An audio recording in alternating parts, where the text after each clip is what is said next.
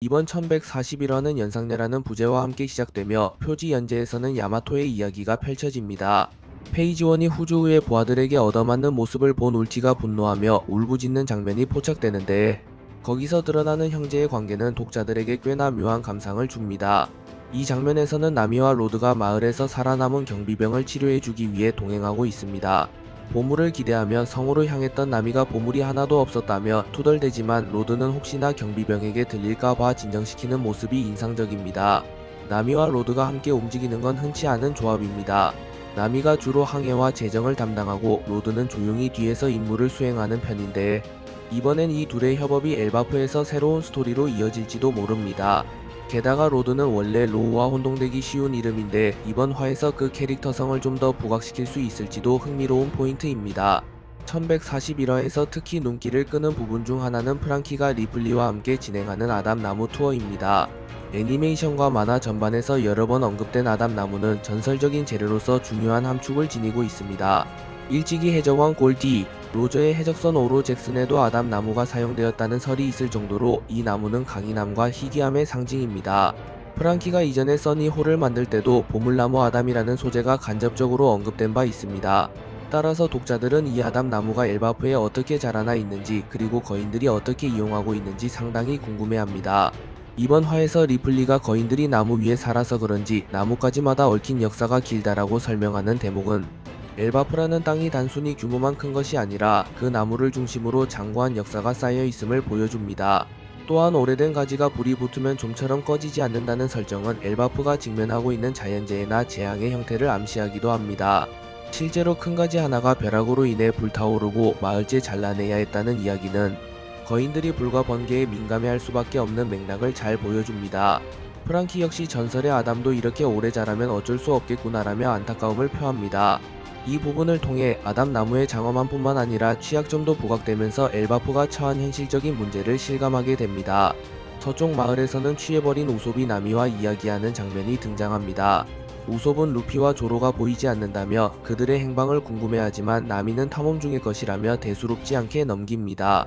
우솝 특유의 과장된 표현과 슬쩍슬쩍 튀어나오는 어세가 엘바프 거인들과 섞이면서 코믹한 분위기를 자아냅니다. 거기다 야를이라는 거인이 술자리에 합류합니다.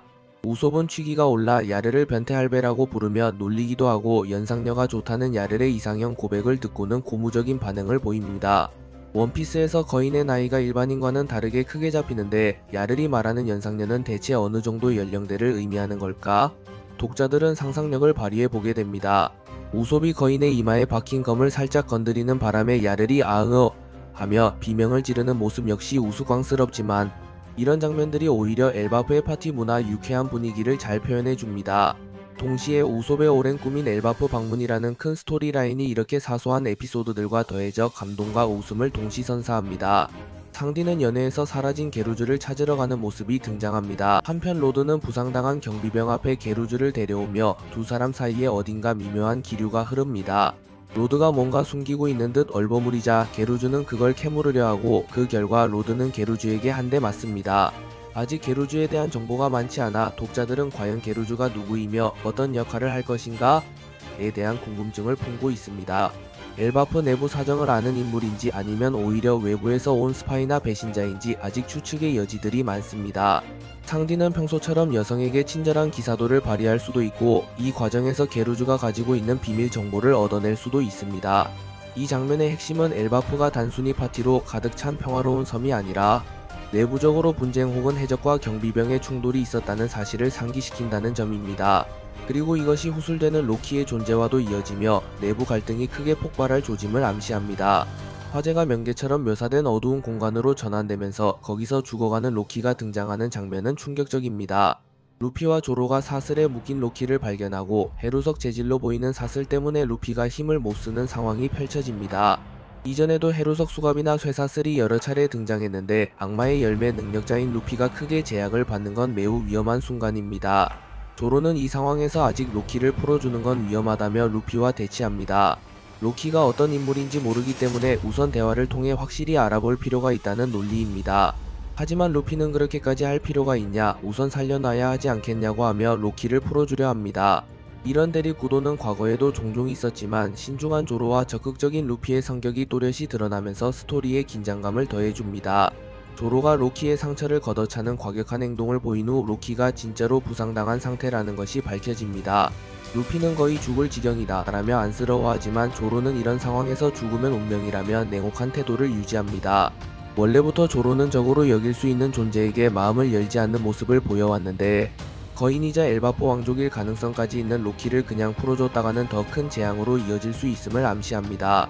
조로는 일단 발목사슬 하나만 남겨두고 로키를 풀어주겠다고 합니다.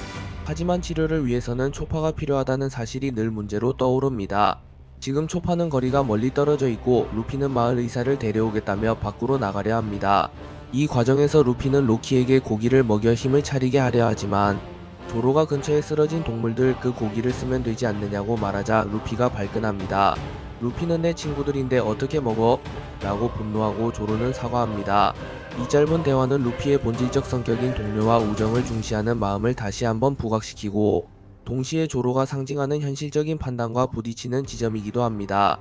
갑작스럽게 하늘에서 뭔가 떨어지는데 알고 보니 하이루딘과 그 동료들이 배를 타고 급히 내려온 것입니다. 엘리베이터 등의 안전장치를 쓰지 않고 추락하듯이 착지하려다 보니 엄청난 충격이 발생합니다. 루피가 고무고무 풍선을 이용해 이들을 받아주어 간신히 큰 사고 없이 착륙하는 장면은 원피스다움을 느끼게 합니다.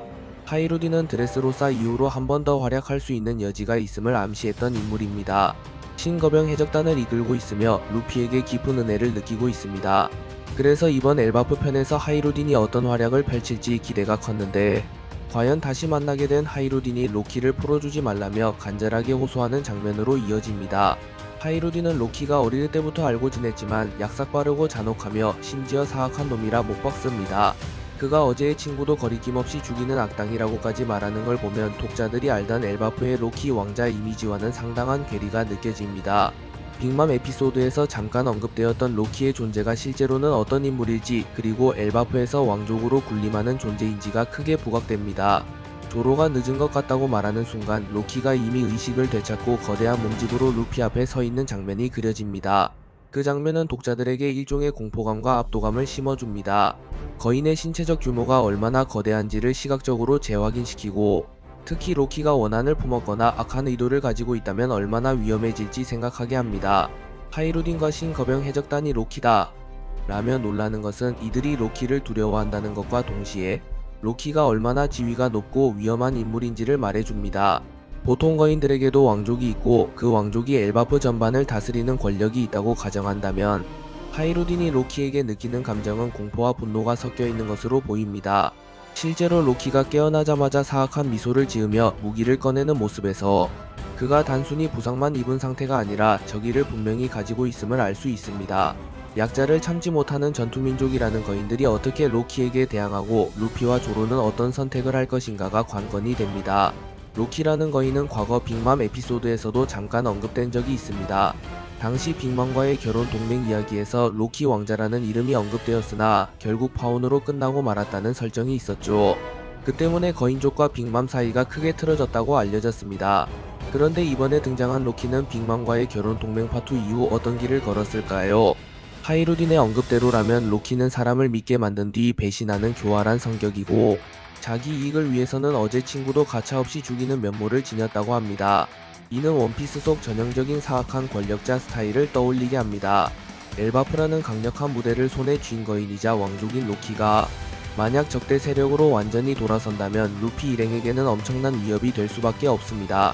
또 엘바프의 약점으로 언급된 불과 번개를 로키가 역이용하거나 혹은 로키가 소지한 무기나 능력이 그것과 연결될지도 모른다는 추측이 가능합니다. 지금까지 원피스에는 다양한 자연계나 초인계 악마의 열매가 등장했는데 로키가 만약 이러한 열매 능력을 갖고 있다면 그 위협은 배가 될 것입니다.